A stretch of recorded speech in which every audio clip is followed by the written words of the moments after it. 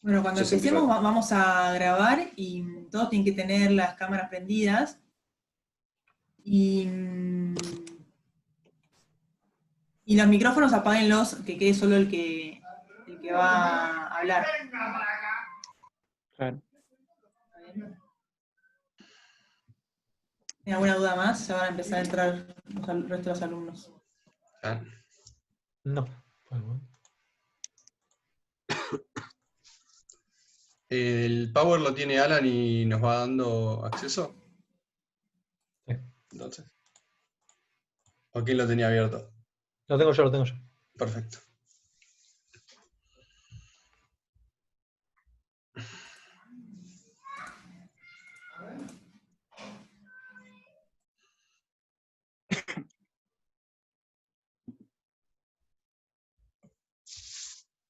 En general somos 40, así que esperamos un poquito más y empezamos. Genial.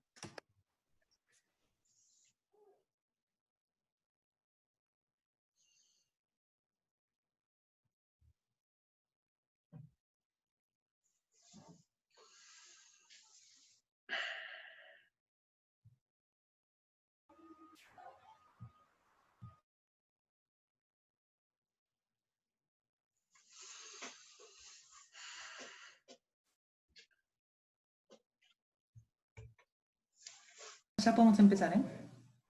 ¿Sí? Buenas tardes. Vamos a dar comienzo a la presentación de transporte vertical. En esta presentación vamos a verificar y redimensionar un ascensor o elevador, pasadizo, sala de máquinas, así como otros componentes que serán necesarios para transportar bienes o personas en forma rápida y segura. Para ello nos vamos a basar en la siguiente normativa.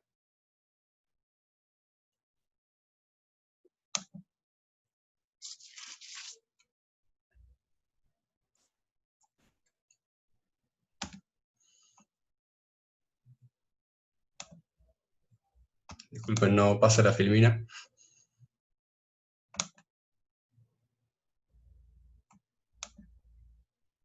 Ahí está, disculpen.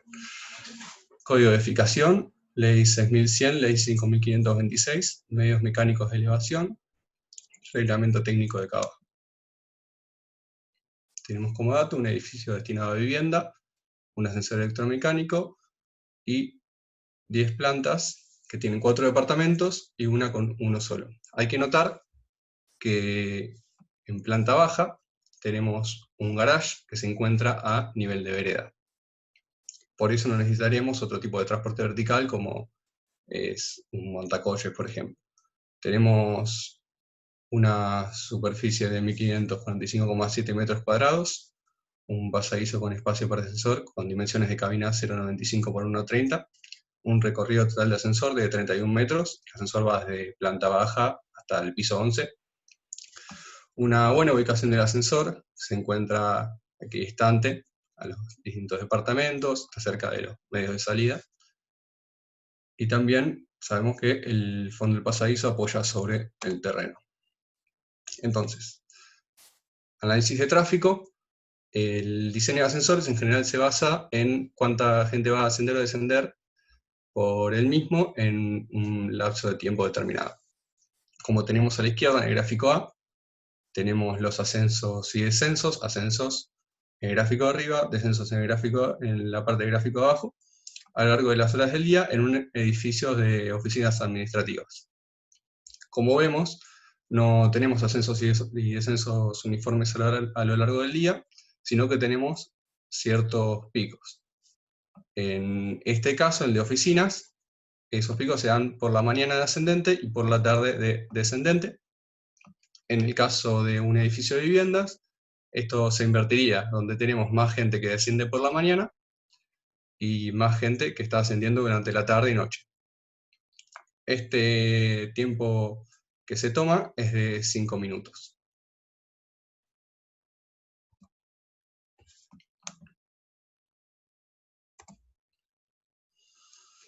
Tipos de maniobra. Teniendo en cuenta que tenemos un tiempo determinado para transportar a la gente y que tenemos un solo ascensor, es esencial ir determinando cuál es el tipo de maniobra.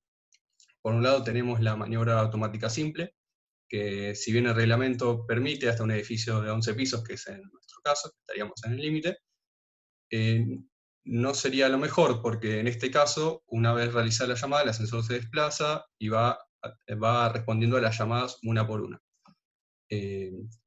Lo ideal sería que el ascensor, en principio, haga lo que hace la maniobra selectiva descendente. Lo que hace es, si lo llaman varias personas, para descender, va a ir al piso más arriba y va a ir parando piso por piso, lo cual es mucho mejor. En este caso, igual nosotros seleccionamos la maniobra selectiva ascendente y descendente, porque, como vimos en el gráfico anterior, no solo tenemos que responder ante un solo tipo de pico, que es el descendente, sino también al ascendente por la tarde. Entonces, si vienen varias personas durante la tarde y quieren ir a distintos pisos, todos desde planta baja, lo ideal sería que el ascensor ordene las paradas. Por eso terminamos seleccionando una maniobra selectiva ascendente y descendente. Ahora va a continuar Santiago con el cálculo, dimensionamiento y número de ascensores.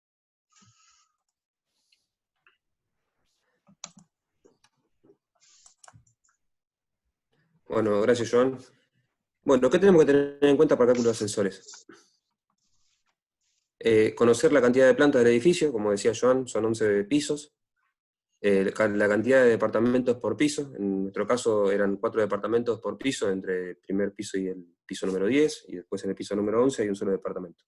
La superficie de cada departamento, la altura de las plantas, la altura de recorrido del ascensor, y el uso del edificio. Como explicaba Joan, es básicamente para ver el tráfico eso. Dentro del código de edificación ya define las velocidades para la cantidad de pisos que se pueden llegar a tener. Básicamente, en nuestro caso, que estábamos entre 6 y 15 pisos, la velocidad es 60 metros por minuto.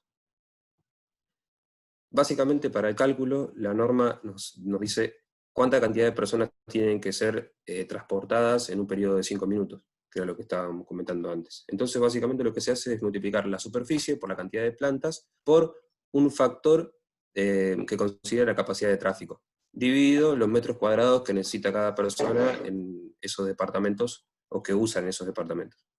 En nuestro caso, la capacidad de tráfico es del 8% por ser un edificio de viviendas y de 10 metros cuadrados por persona. Eso aproximadamente nos da 13 personas a transportarse en un intervalo de 5 minutos. Luego de eso, lo que se hace es un análisis de tiempos. Básicamente es el tiempo que tenemos que considerar para hacer el traslado vertical. Entonces se considera la cantidad de tiempo que demora el ascensor en hacer todo el recorrido, básicamente, los 12 pisos, las 12 paradas. Entonces considera la altura, divide la velocidad que tenemos de transcurso, y después una secuencia de tiempo que es considerar el tiempo de parada de planta, la duración de apertura de puertas, y el tiempo invertido en apertura y cierre de puertas.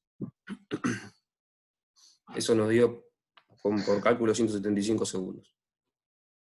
Por otro lado, cabe destacar que el proyecto de arquitectura tenía algunos errores, tuvimos que modificarlo de alguna manera, básicamente porque no daban las dimensiones del ascensor. Primero hicimos un análisis considerando 6 personas en el ascensor, no nos alcanzó, y después tuvimos que ver el tipo de cabina que teníamos que considerar. En este caso nosotros adoptamos la cabina tipo 1 por la arquitectura que tiene el edificio. Ahí se ve la planta, se ve cómo es el contrapeso en la parte posterior y en la parte delantera las puertas. Además tuvimos que considerar, por las dimensiones y las condiciones mínimas que pide el código de edificación, la distancia libre de paso, que es donde se ve el mouse, sería 1,1 metros, y frente a las puertas tiene que haber un mínimo de 1,5 metros. Esto porque en el caso que alguien ingrese con silla de ruedas, pueda salir o ingresar, y el momento en que esté en el rellano pueda girar con la silla de ruedas tranquilamente. Bueno, la norma ya define la cantidad de metros cuadrados para una cantidad de personas. En nuestro caso, adoptamos zonas, con lo cual nos dio 1,8 metros cuadrados, ahí donde nos obligó a redimensionar un poco la planta en general, y nos terminó dando una cabina de 1,1 por 1,7 metros. Bueno, después lo que hicimos fue verificar que ese ascensor alcance para la demanda que tenemos. Entonces, la norma ya te define una ecuación donde te dice la cantidad de personas que van a necesitar ese ascensor durante esos 5 minutos, por el tiempo, que eran 175 segundos, dividido la cantidad de personas que puede trasladar en esos 5 minutos. De ahí es que sale esos 300 segundos que aparecen ahí. Bueno, ahí se ve una pequeña plantita, la planta de la cabina, con las dimensiones que consideramos, y algunas dimensiones más que luego se van a explicar. Por último, como decía Joan, tuvimos que considerar la maniobra adoptada, ordenada de ascenso y de descenso, esto más que nada para optimizar los tiempos de viaje. Nos parecía que era demasiado tiempo los 175 segundos de espera en planta baja o en algún piso, suponiendo que ya venía cargado. Si está en carga normal, que no está a la máxima capacidad, el ascensor sube o baja y cada uno puede pedir o llamar el ascensor. En el caso completo, el ascensor va a continuar hasta lograr que descienda una persona y ahí va a volver a abrir la puerta en rellano en el caso de que alguien quiera ascender. Y en exceso de carga, el pesacarga lo único que hace es decir, no puedo seguir, se tiene que bajar alguien básicamente, para no sobrepasar la capacidad. Bueno, por último, estuvimos analizando la iluminación y la ventilación. La iluminación va a tener un sistema eléctrico aparte de lo que sería el sistema electromotriz o el sistema motriz de la instalación. Va a tener una iluminación con LEDs y además consideramos un sistema de iluminación de emergencia que tenga en el rellano y en la cabina, básicamente. Las puertas de cabina, la norma en este caso nos exige que tienen que ser automáticas, deslizantes hacia uno de los lados, y además se tiene que considerar... Ay, perdón, perdón, me pasé. En ventilación, lo que teníamos que considerar era la cantidad de aire que teníamos que dejar que ingrese. Entonces, consideramos una ventilación natural, dejando una pequeña abertura en la parte inferior y en la parte superior de la cabina, y con eso logramos que ventile la cabina. Por último, lo que le decía de las puertas, es que la norma ya define un tamaño mínimo de puertas, que es de 0,80, en nuestro caso es de 0,90, y además, como decía, tiene que ser automática deslizante, en puerta de cabina y en puerta de rellano. Dentro de las consideraciones se tiene que tener en cuenta muchas consideraciones de seguridad. La puerta no tiene que básicamente lastimar a nadie en el momento de cierre o apertura, y en el caso de que suceda que alguien se interponga, la puerta se abra. Entonces tiene una limitación de velocidad, un esfuerzo que tiene que estar limitado, y por último, en la puerta de rellano tiene que tener algunos enclavamientos, y en la puerta de cabina también, pero en la puerta de rellano tiene que tener un enclavamiento, básicamente que si alguien fuerza la puerta para poder abrirla, todo el ascensor o la cabina quede parada, no se pueda mover para nada por cuestiones de seguridad, básicamente.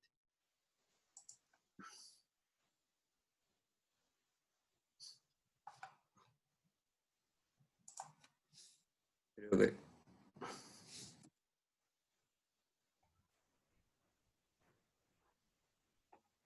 Bueno, Bien. a ver.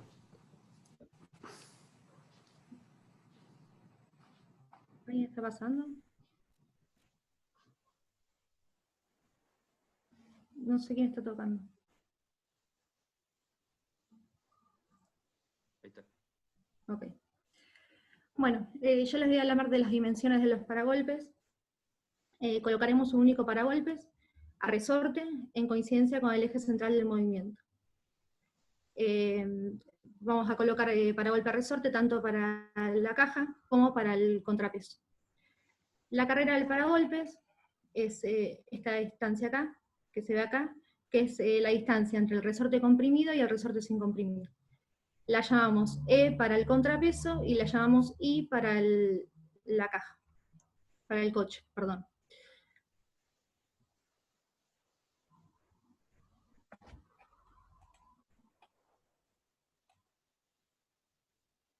Bien. El código de edificación nos establece medidas mínimas para esta carrera en función de la velocidad nominal. En nuestro caso la velocidad era de 60 metros por minuto, entonces la carrera mínima que nos exige el código es de 100 milímetros. Adoptamos tanto E como I, o sea, la carrera para el contrapeso como para el coche, igual a 100 milímetros. Luego tenemos la luz libre, que es la distancia entre el paragolpes y el contrapeso, o el paragolpes y el coche, que la llamamos H en este caso y F en el anterior. Y esta luz libre, también el código nos establece medidas mínimas que están en función de la velocidad nominal. Otra vez con una velocidad de 60 metros por minuto, la luz libre mínima que establece es de 300, así que adoptamos una luz libre tanto para el coche como para el contrapeso de 300 milímetros. Cabe aclarar que esta luz libre es menor a la máxima que exige el código, que es de 600. Bueno, el paragolpes también va a tener una carga estática que soportar, que en el caso del coche va a ser igual a 2 por P más C, donde P es el peso propio del coche, y C es la carga máxima, que la obtenemos de esta tabla, que es en función en realidad de la cantidad de personas. Se supone que son 75 kilos por persona, entonces el total, al ser de 8 personas, como comentamos antes, el peso máximo admitido es de 600. Y el peso del coche es de 1200. Entonces la carga estática del coche nos queda igual a 3600 kilogramos. Y la carga estática de contrapeso es igual a 2P, donde P es el peso propio del contrapeso, que es igual a 1440 kilos, que después más adelante vamos a ver cómo es que se calcula ese peso. Entonces la carga estática de contrapeso queda igual a 2880 kilogramos.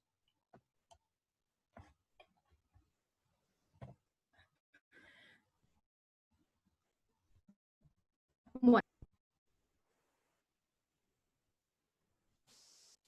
Ahí está. Bueno, para la planta de la caja, la sección mínima transversal es que sea las dimensiones de la cabina más 35 centímetros. Nosotros teníamos una dimensión de 1,70 y de 1,10, acá como se ve en el plano, entonces la longitud mínima 1 va a ser igual a 1,45, que es el 1,10 más los 35 centímetros que está marcado acá, y la longitud mínima 2 es igual a 2,0. Nosotros tomamos como longitud 1 igual a la mínima, y la longitud 2 la tomamos igual a 2,15 metros. Luego la altura de la caja es función del recorrido, del claro superior y del claro inferior. El claro superior es la distancia que hay entre el rellano superior, el más alto, hasta el cielo de la caja. El claro inferior es la distancia entre el rellano más bajo hasta el fondo de la caja, y el recorrido es la distancia entre el rellano más bajo y el rellano más alto. Es esto que... Bueno, adoptamos claro inferior y claro superior en función de la velocidad nominal según esta tabla. 60 metros por minuto, el claro superior adoptamos 3,9 metros y adoptamos un claro inferior de 1,4. Teníamos un recorrido de 31,16 metros, entonces la sumatoria de los tres nos da la altura de la caja, que es igual a 36,5 metros. Lo que tuvimos que hacer después es verificar, a través del código de edificación, que estas distancias, verificaban. El código establece que el claro superior tiene que ser mayor o igual a A1 más B1, que son estas distancias de acá, A1 es esta distancia de acá, y B1 es esta distancia de acá, y que tiene que ser mayor a L1 más F1, que L1 y F1, lo veíamos en la filmina anterior, son las mismas distancias, pero que tienen que ver con el contrapeso, son estas de acá, vendría a ser este J1 y este L1. Bueno, en nuestro caso A1 más B1 nos da igual a 3,625 metros, y L1 más F1 nos da 3,35 metros. Por lo tanto, verificaba el claro superior, que lo habíamos adoptado de 3,9 metros. Tuvimos que hacer lo mismo para el claro inferior, donde este tenía que ser mayor o igual a M más H más T. ¿Qué es M? M es la distancia entre el solado de la cabina y la parte inferior de la placa que apoya en el paragolpes. H, habíamos hablado que era la luz libre, que era igual a 0,3, y T es igual a 0,7, que es igual a Q más E, que era la carrera del paragolpes, y Q adoptamos igual a 0,6 metros, que es la distancia entre el fondo de la caja, se ve acá o acá también, entre el fondo de la caja y el resorte comprimido. Entonces, la sumatoria de M más H más T nos da 1,2 metros, entonces, por lo tanto, nos verifica el claro inferior también, que lo habíamos adoptado de 1,4 metros.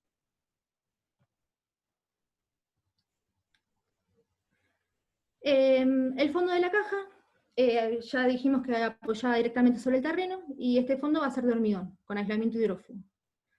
En lo que refiere a accesos, el código establece que si claro inferior es menor a 1,45 metros, no es necesario colocar accesos en el fondo de la caja. Por lo tanto, no colocamos accesos en el fondo de la caja. En lo que refiere a la ventilación, instalamos ventilación superior e inferior, que consiste en un vano de 15 por 15 centímetros, cumpliendo con lo que nos establece el código, que nos dice que tiene que ser mayor a 60 metros, a 10 centímetros cuadrados.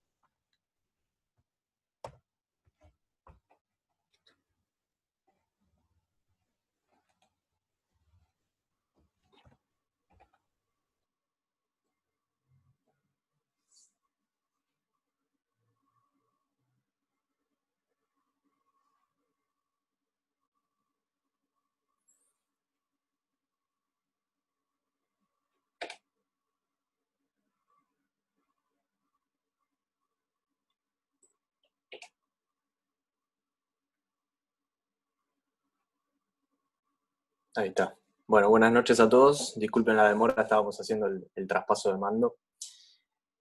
Bueno, yo les voy a comentar un poco acerca de cómo definimos la elección de las guías y soportes, y también los guiadores, que son otros elementos que van ubicados en el pasadizo y que, bueno, permiten el desplazamiento de la cabina a lo largo de todo el recorrido.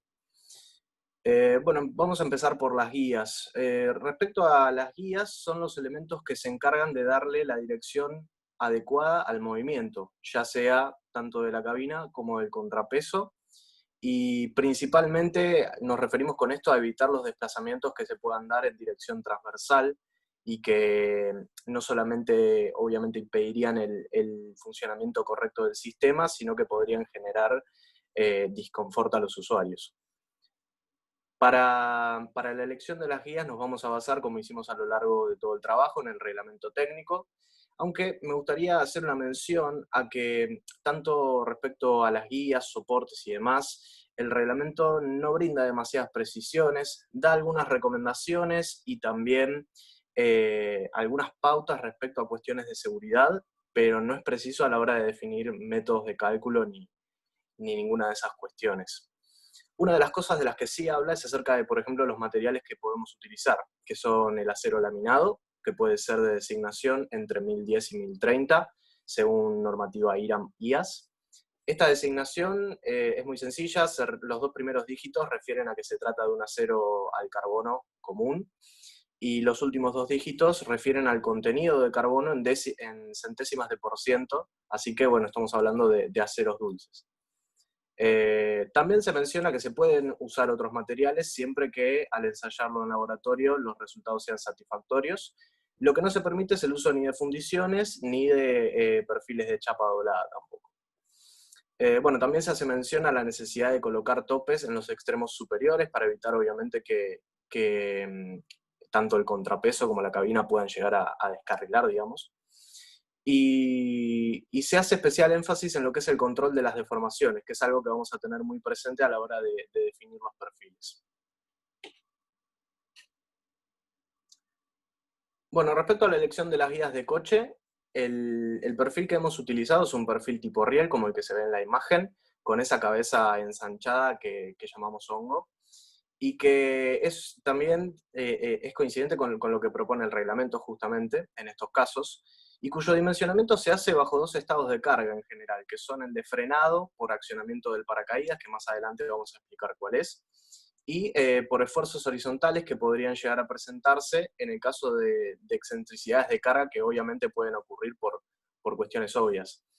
Los esquemas de carga los podemos encontrar a la derecha en la imagen A y B, Una cosa que quiero destacar es que, por ejemplo, en el caso del frenado, un esfuerzo adicional que contemplamos es la fuerza de inercia debido al frenado, justamente. Y bueno, que se considera el peso total de la cabina porque podría darse, por ejemplo, que se rompa un cable y que tenga que sostenerse el peso completo de la cabina.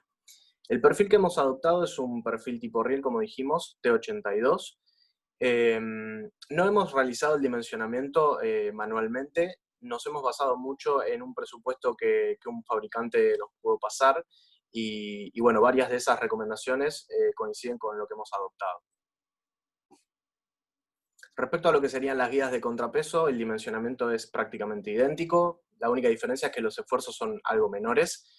El reglamento en este caso nos permite utilizar, por ejemplo, una sección sin esa cabeza de hongo como en el riel, pero en los casos que se mencionan acá, recordamos que la velocidad nominal en nuestro caso es de 60 metros por minuto, pero nuevamente, basándonos en las recomendaciones del fabricante y por lo que pudimos investigar también, se suele usar el mismo tipo de perfil, se usa el perfil tipo riel, nada más que de dimensiones menores, y es el que hemos adoptado, un T50. Bueno, otra cuestión muy importante es sobre las uniones de las guías. En el caso de las uniones de las guías de contrapeso, las podemos materializar directamente con el uso de platabandas, unidas mediante 8 bulones. Pero en el caso del coche, lo que se suele utilizar comúnmente es la unión tipo espiga-enchufe, como si fueran como si fuera, digamos, en la madera, que tenemos el machimbre. Esto es exactamente igual. Tenemos perfiles que están en sus extremos, en toda su altura, están machimbrados, de manera que los podemos poner cara con cara, y después además la unión se termina de reforzar con el uso de platabandas.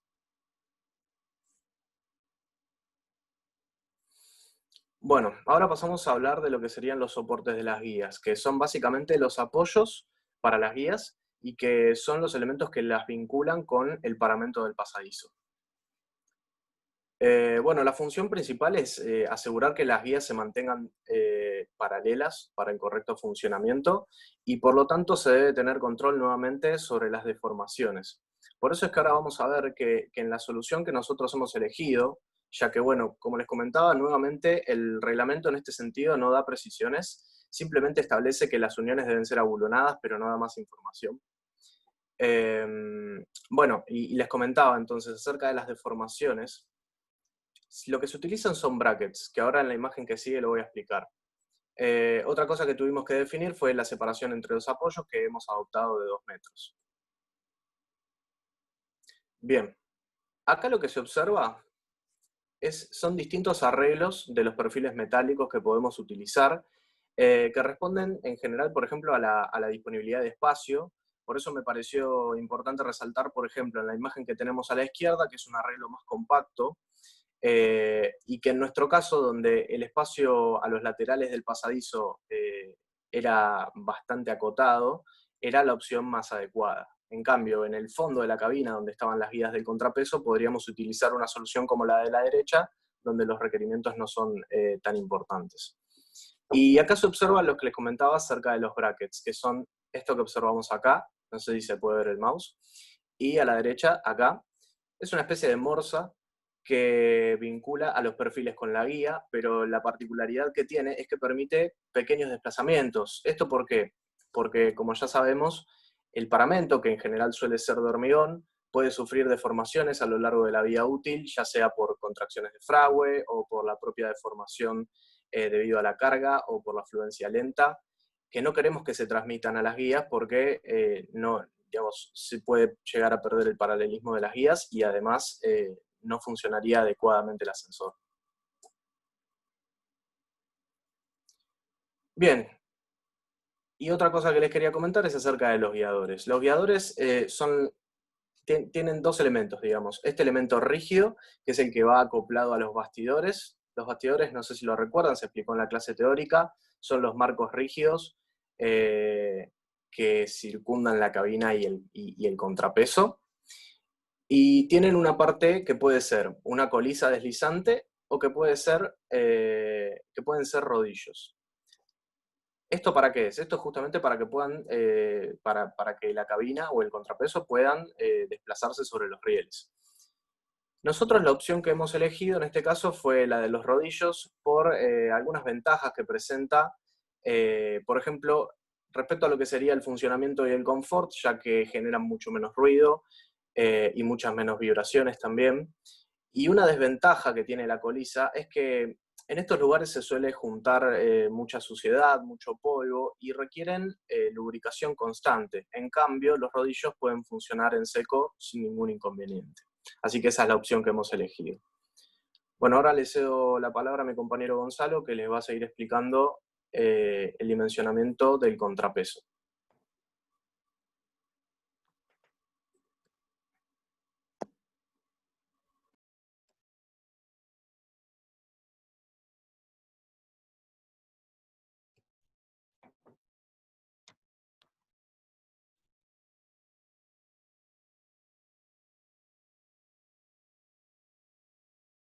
Bueno, buenas noches. Como dijo Sebastián, ahora vamos a ver el contrapeso. Tiene la función de equilibrar la carga que tiene tanto la cabina como la carga. De esa manera el motor va a tener que hacer una fuerza menor, por lo tanto la potencia que vamos a requerir va a ser menor y se va a ahorrar energía. La forma de calcularlo según el reglamento es que el peso va a ser igual al peso de la cabina más entre el 40 al 50% de la carga máxima.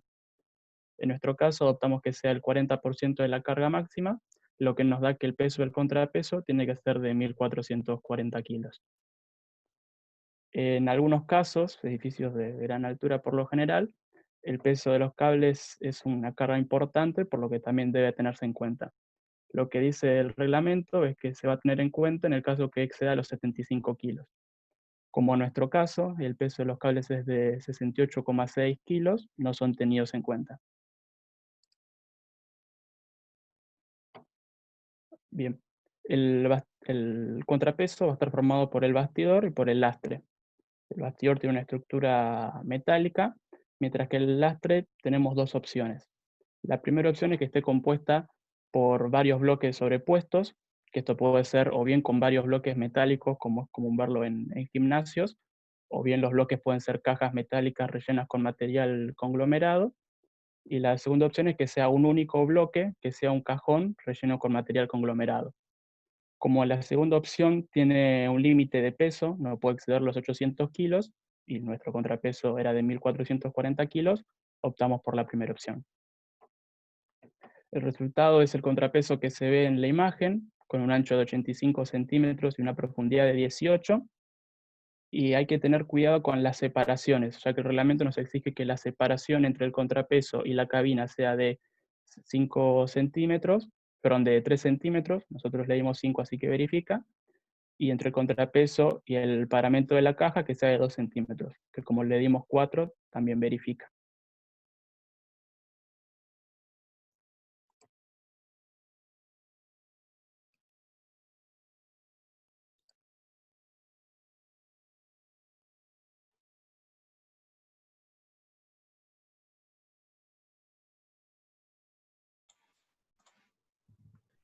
Bien, ahora vamos a hablar un poco de los cables de accionamiento, que son los cables que vinculan el bastidor, que está vinculado a la cabina, con el contrapeso mediante la polea, que es lo que va a arrastrar el ascensor en dirección vertical. En nuestro proyecto vamos a usar cables de acero con alma de material flexible, que es lo que se usa normalmente, y el dimensionamiento nos dio 4 cables 8×19 de media pulgada de diámetro, que es 8×19, que va a tener 8 externos, y los alambres interiores van a ser 19 enrollados. Este cable tiene elevada resistencia a la fatiga flexión, porque al ser una polea y por la dirección que tiene que tomar el cable, la forma, va a ser importante que la fatiga flexión sea un factor a considerar. Va a ser regular, que significa que va a dar menos vibraciones y menos ruidos en el movimiento del ascensor. Va a tener poca elongación, que es importante en este caso porque es un cable de 37 metros. Entonces una elongación de 1% son casi 40 centímetros. Hay que verificar que la elongación sea baja. Y la resistencia nominal va a ser distinta para los alambres que estén afuera y los de adentro. Los alambres de adentro van a ser más resistentes, dando mejor resistencia a la tracción para todo el conjunto, y los alambres de afuera van a ser menos resistentes, pero al mismo tiempo van a desgastar de esa forma menos a las poleas que los tienen que mover, con lo que van a estar en contacto. El cálculo se debe realizar con la especificado en la norma IRAM 840, que es específicamente para eso, cables de acero para sensores.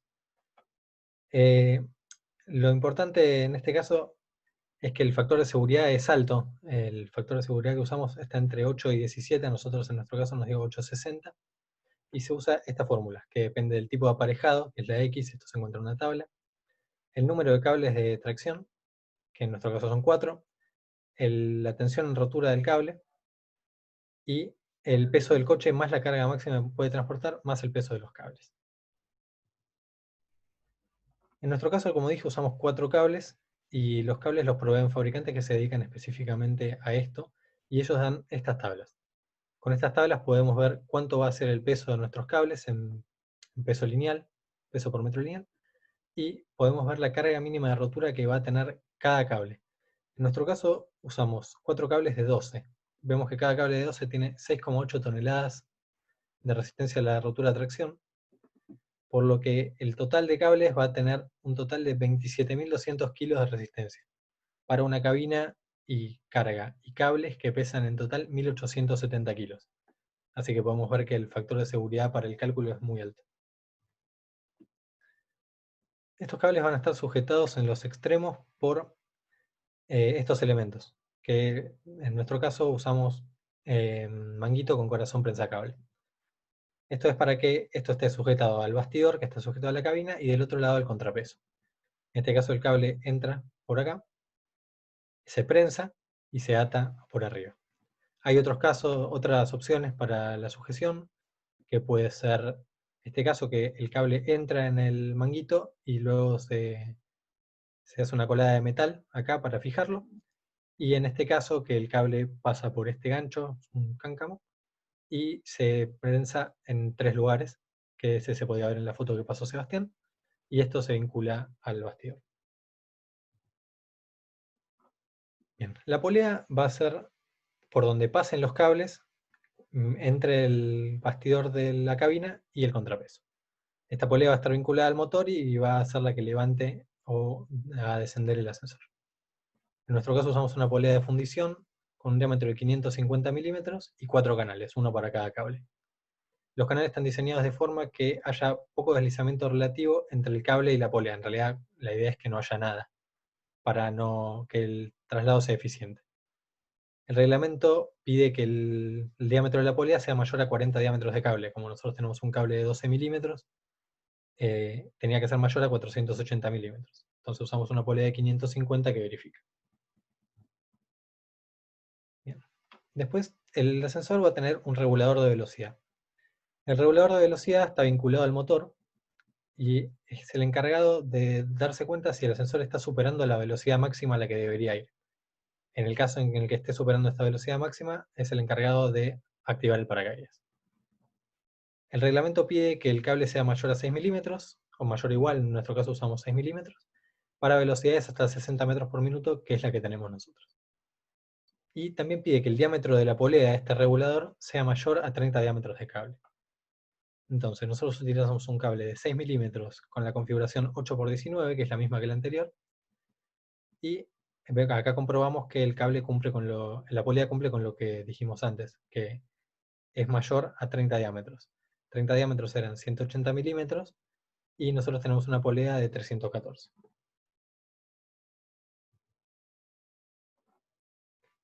Ahora vamos a hablar un poco del paracaídas. Como dije, el regulador activa el paracaídas cuando detecta que la velocidad pasa. ¿Qué es el paracaídas?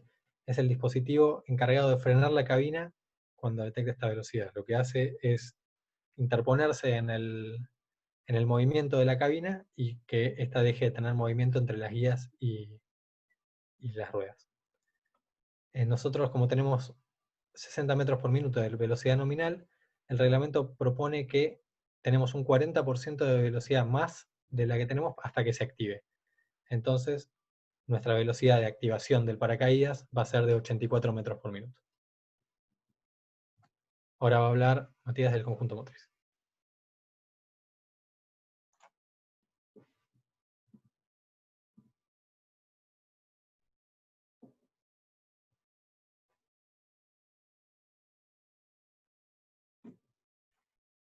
Buenas noches. Yo voy a hablar un poco del conjunto motriz. Anda con delay un poco. Ahí está. El cual está compuesto por la máquina, formada por la polea, el tren reductor y el motor. Se dice que esa fricción, cuando los cables de accionamiento son arrastrados por las gargantas de la polea, de la cual penden los mismos. Esta polea puede ser movida directamente por el eje del motor, lo cual se denomina tracción directa.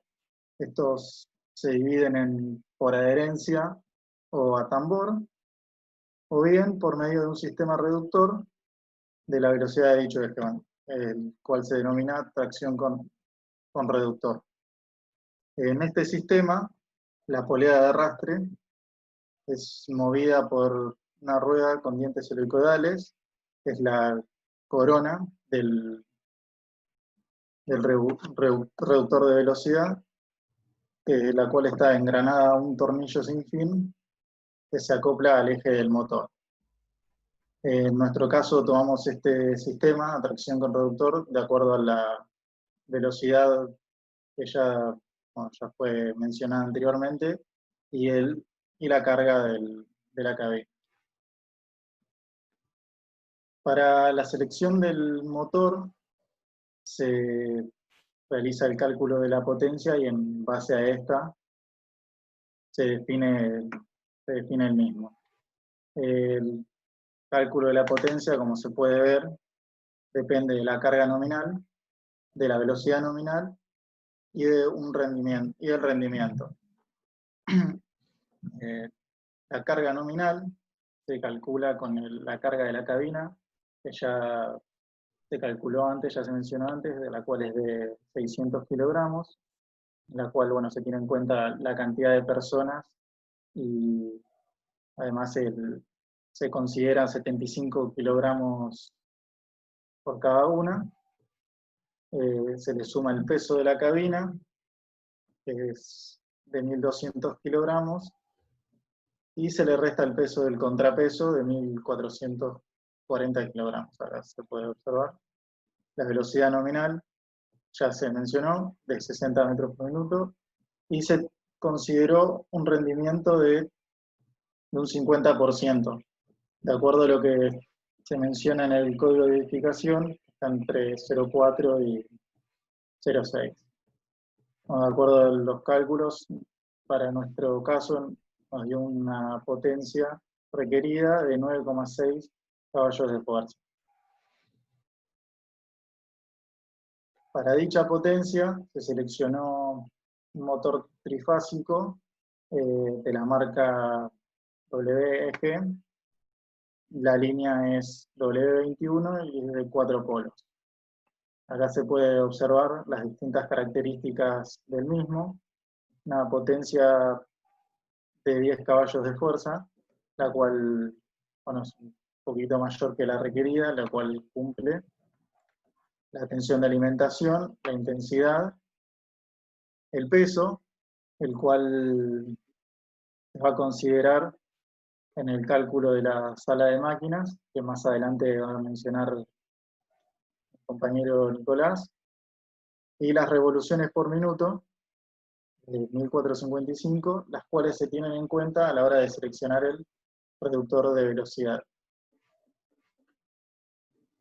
El reductor de velocidad está constituido por un tornillo sin fin acoplado al eje del motor y una rueda, la cual ambos son de acero, y una corona de dientes helicoidales, que es de bronce fosforoso o puede ser de otro material que cumpla con los mismos requisitos de resistencia. El sistema es muy simple. Al moverse el tornillo sin fin, al dar una vuelta, genera el avance de una de las ruedas de la corona de dientes helicoidales, lo cual provoca una reducción de la velocidad del motor. Se utiliza más que nada para tener una velocidad nominal del motor, una velocidad de salida del reductor baja y un par elevado, un par mayor. En nuestro caso, de acuerdo a las revoluciones por minuto y la potencia, se seleccionó un reductor serie FD, modelo 75B. Acá se observan las distintas dimensiones y el peso del mismo. Se denomina modelo 75 por el radio de la rueda, acá se puede ver. Y bueno, es el reductor elegido que cumple con la potencia y con las revoluciones por minuto de nuestro motor. Ahora sigue Nicolás con la sala de máquinas.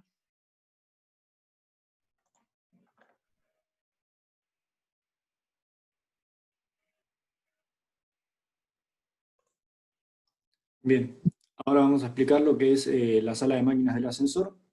Como ahí dice, es el lugar que contiene todas las máquinas, ¿sí?, para el correcto funcionamiento del ascensor, y puede estar emplazado ya sea arriba de la caja del ascensor, como se ve acá a la derecha, un dibujo, un corte esquemático, puede estar, si no, abajo, en un sótano, en un subsuelo, o en un lateral en casos especiales, como se explicó en la clase teórica. Acá pueden ver lo que es un corte de nuestro proyecto, ¿sí?, donde se ubicó la sala de máquinas en la parte superior de lo que sería la caja del ascensor. Esta sala de máquinas, tengo control. Bien. Ahí está. Esta sala de máquinas sí no puede tener cualquier superficie, sino que tiene que cumplir unas características del reglamento del Código de Edificación de la Ciudad. ¿Sí? Acá vamos a nombrar paso por paso cada una. Primero, el acceso tiene que ser a través de un lugar común, ¿sí? Tiene que ser de fácil acceso, pero solamente puede acceder el conserje y gente de mantenimiento, no puede acceder cualquier persona. Después vamos a ver más adelante que la puerta es con cerradura, ¿sí?, por más que esté en un lugar accesible. Después, los cerramientos no pueden ser parte de tanques ni de otros líquidos. Como acá pueden ver, el tanque de reserva se encuentra en la azotea alejado de lo que es la sala de máquinas, ¿sí?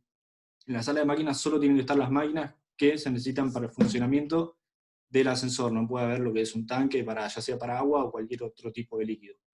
Y a su vez la construcción tiene que ser incombustible, ¿sí? Nosotros acá todo el proyecto es de hormigón, ¿sí?, para lo que es la estructura portante, columnas, vigas, losas, y mampostería para lo que es cerramiento, los muros. Entonces cumpliría con lo que es una construcción incombustible. Después, la superficie de la sala de máquinas está dada en función de lo que es la sección transversal de la caja del ascensor, ¿sí?, acá se ve, en nuestro caso es 1,45 m, y del tipo de motor a instalar, que como se mencionó antes, es una máquina de tensión constante. Por ende, el criterio a cumplir, según el reglamento, es que la superficie de la sala de máquinas sea mayor a 3 veces la sección transversal de la caja del ascensor. En nuestro caso acá, como se ve, por otros criterios que más adelante se van a ver también, se adoptó una superficie de 2,60 m por 3,60 m, lo que da una superficie total de 9,36 metros cuadrados, mayor al criterio que tienen que cumplir, y a su vez el lado mínimo tiene que ser mayor a 2,20 m, ¿sí? Acá se puede ver claramente que el lado mínimo es de 2,60 m, lo cual verifica también el criterio. Después, otro criterio que se tiene que cumplir es el tema de la puerta y las ventanas, y la ventilación. La puerta tiene que ser de un material incombustible, ¿sí? Y como se dijo, tiene que tener una cerradura para que no pueda acceder cualquier persona, por más que esté en una azotea accesible, que puede ir cualquier persona, ¿sí? Solamente tiene que acceder el conserje o gente de mantenimiento. Acá podemos ver, en nuestro caso, se adoptó una puerta de chapa con cerradura de 0,80 por 2 metros de altura. Esta puerta tiene unas medidas que también tiene que cumplir según el reglamento, que son de 70 centímetros de ancho por 1,70 m de alto. ¿Sí? Y en cuanto a lo que es la ventilación, se tiene que garantizar una ventilación natural, permanente y cruzada siempre. ¿Sí? Esta ventilación tiene que cumplir un criterio que es de que la superficie de área ventilada tiene que ser mayor o igual a 0,025 veces la superficie local, ¿sí? La superficie de toda la sala de máquinas, y como mínimo 0,30 metros cuadrados. Además, en este caso, para cuando es ascensores de pasajeros, tiene que haber una ventilación mecánica por un extractor. ¿Sí?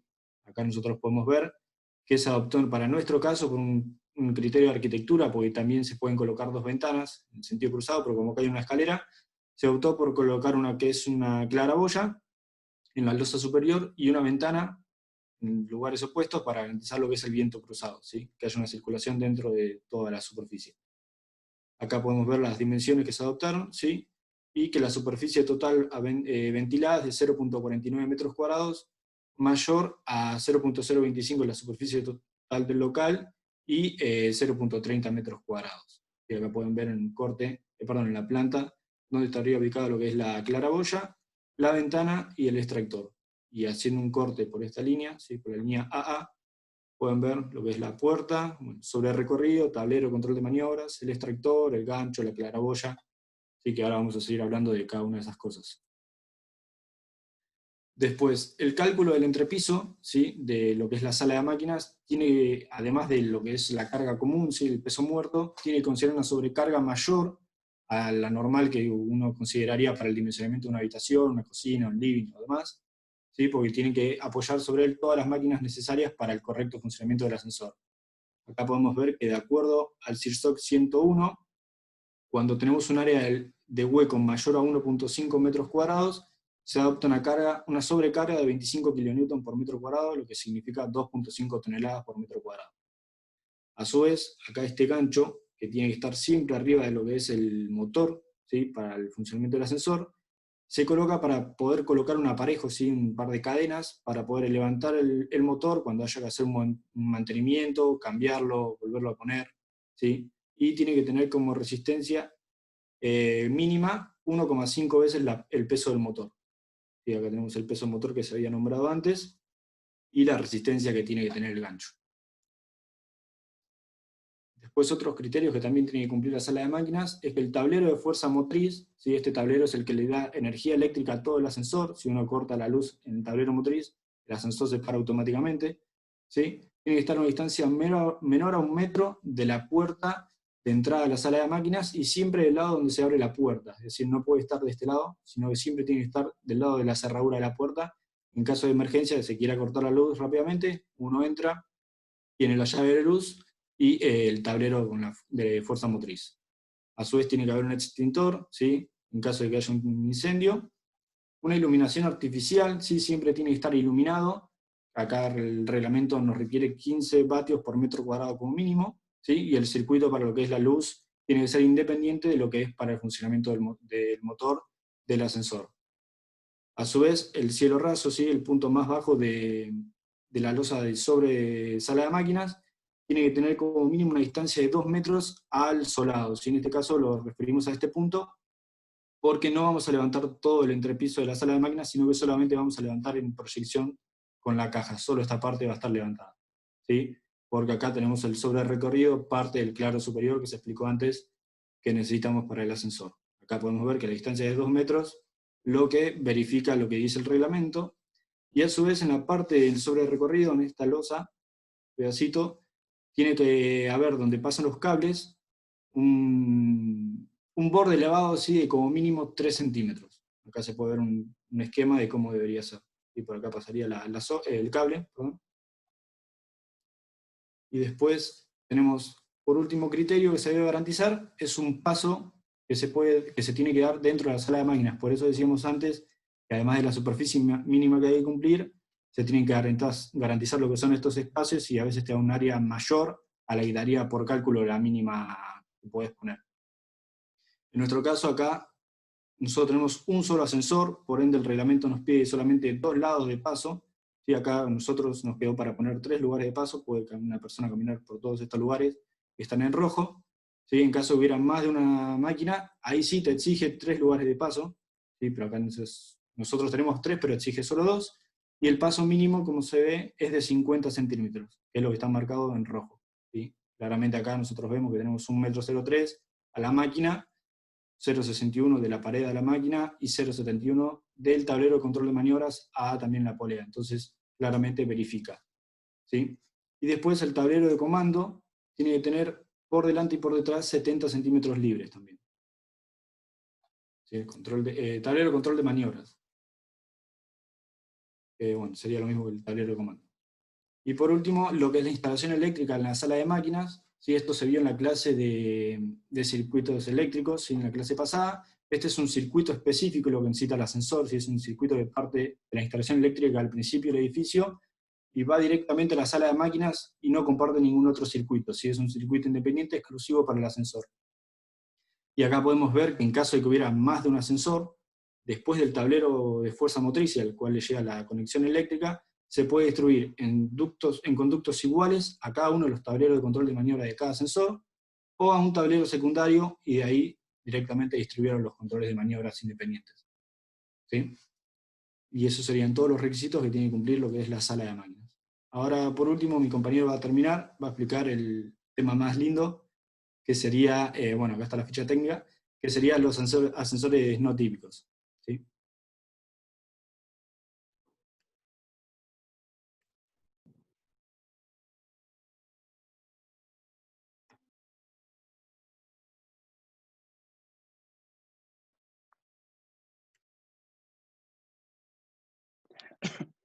Bueno, como dijo Nico, la solución que dimos al transporte vertical fue utilizando ascensores convencionales, pero esta no es la única forma de resolverlos. Hay otras soluciones que pueden llegar a ser más adecuadas o no, dependiendo del caso. El primer ascensor que surgió distinto al convencional fue el ascensor de doble cabina. Este, bueno, como se ve en la imagen, consta de 2 cabinas, una unida a la otra, de manera que hay un único motor, que una cabina va a parar únicamente en los pisos impares y la otra en los pisos pares. De esa manera se puede llegar hasta duplicar la gente que uno transporta por el mismo hueco. De esa manera se reducen la cantidad de huecos necesarios para el transporte vertical, obteniendo así una mayor cantidad de metros cuadrados utilizables. Esto obviamente tiene el inconveniente que va a haber ocasiones en las que solamente capaz una persona se quiere desplazar, por lo tanto la otra cabina es un peso que no sirve para nada, entonces es contraproducente. Entonces, como evolución a este sistema, surgió el ascensor Twin, que también es similar. Tenemos 2 cabinas en un mismo hueco. Sin embargo, en este caso, las cabinas son independientes, por eso es que vemos que acá tiene 2 motores. Bueno, con este tipo de sistema no tenemos el problema de antes, es decir, nunca vamos a tener un peso muerto. Igualmente, este tipo de solución requiere un sistema más sofisticado. Piensen que nosotros tenemos que decirle al ascensor dónde queremos ir, y el sistema nos tiene que asignar cuál va a ser la cabina conveniente. Entonces tiene un costo de operación y de mantenimiento mayor que el anterior. Sin embargo, también son mayores los beneficios. Se aumenta la capacidad de transporte y se aumentan los metros cuadrados utilizables. Pero bueno, esto va a ser rentable en edificios altos.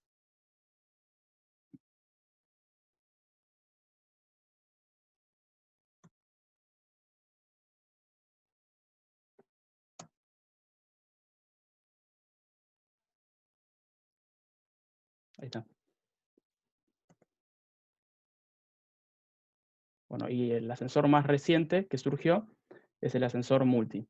Este es bastante distinto a los anteriores, ya que su funcionamiento no es con cables, sino que es con levitación magnética. El tema de los cables en edificios altos es importante, ya que representa un peso bastante grande. Entonces, bueno, el deshacerse de ellos es una ventaja. Igualmente, lo más distintivo de este ascensor no es eso, sino que es que puede permitir el movimiento horizontal. Bueno, al igual que el anterior, este tiene todavía una mayor capacidad de transporte y reducen más y aumenta los metros cuadrados utilizables. Mismo el hueco del ascensor es más chico que en los casos anteriores, además de permitir unas velocidades mayores que los ascensores de cable. No obstante, este es un ascensor muy reciente, de hecho no encontramos ninguna construcción que lo tenga. Lo que se ve en esta imagen es una prueba que está haciendo la empresa que lo está desarrollando. La idea era presentarlo este año, pero bueno, por obvios motivos no se sabe si se podrá hacer. Y tiene un costo de construcción, de operación y mantenimiento muchísimo mayores, por lo tanto únicamente es rentable utilizarlo en lo que son rascacielos, y también es rentable recién a largo plazo.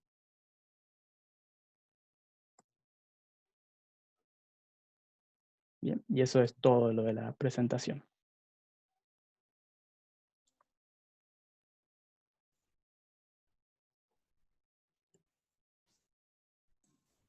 Bueno, muy bien. No sé si alguien tiene alguna consulta o alguien quiere hacer un comentario. Yo los felicito, me pareció, bueno, son mis alumnos, pero me gustó mucho la presentación y me gustó mucho también cómo investigaron cada tema cada uno.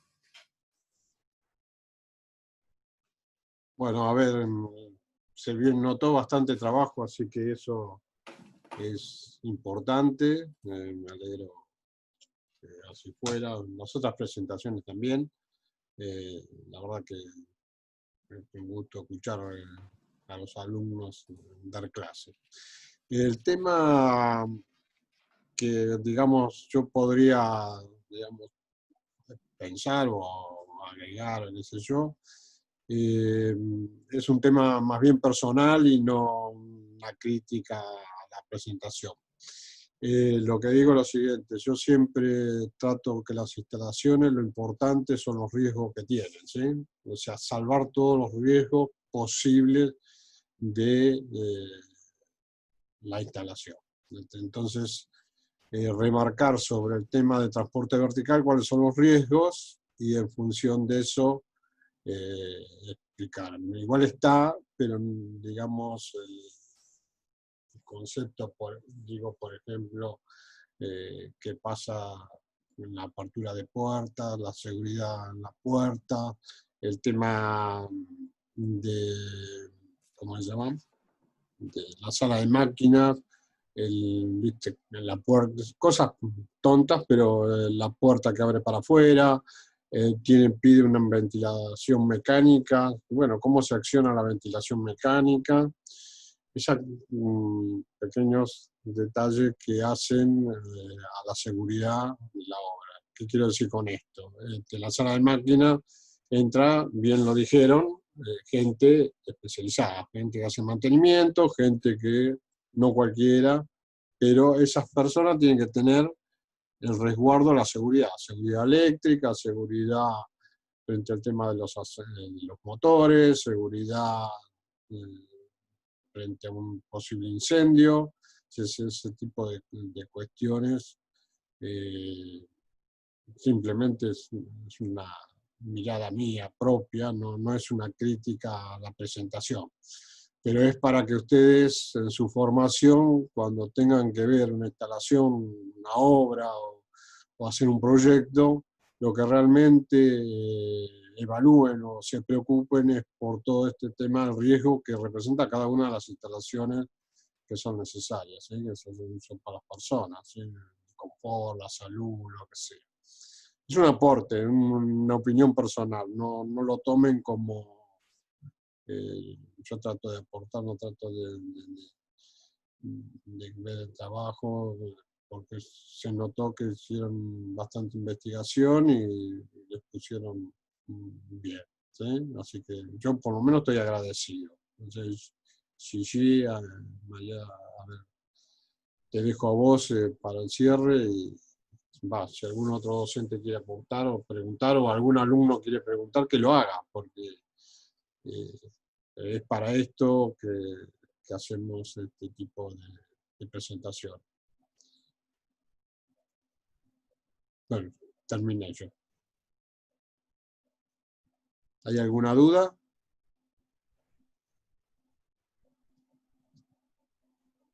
Bueno, si no tienen comentarios o dudas, cualquier cosa lo pueden hacer también la próxima clase. Bueno. Terminado y bueno, los felicito nuevamente. Entonces, por finalizada la reunión, Un recordatorio capaz, el martes hay clase teórica Sí. de cargas térmicas y el jueves es el parcialito de los temas que faltan. Está bien. Sí, tenés razón. Bueno, buenas noches. Bueno, Chao, gracias. Buenas Buenas noches. noches. Buenas noches. que la pasen bien en la Hasta cuarentena. luego, muchas gracias. Chao, buenas noches.